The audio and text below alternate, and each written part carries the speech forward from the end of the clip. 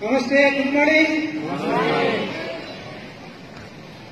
मेरो नाम रामप्रसाद अधिकारी। म चाहिँ नेपाली सेनामा कार्यरत छु।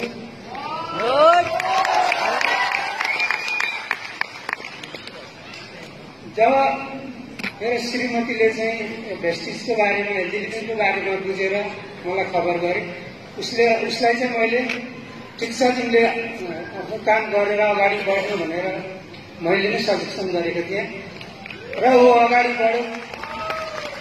अघि एकजना म्यामले भन्नुभएको थियो जुन पनि काम गर्न अगाडि बढ्नुहुन्छ भने त्यसमा आफ्नो परिवारको साथ सपोर्ट चाहिन्छ।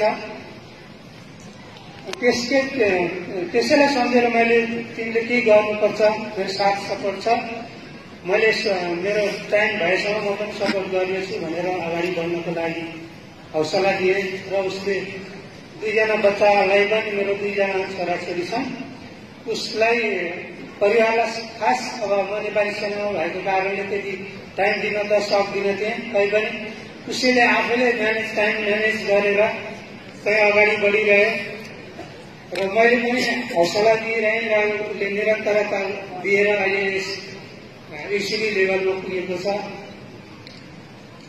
जुनसुकै काम गर्न पनि स्ट्रगल गर्नुपर्छ, निरन्तरता दिनुपर्छ।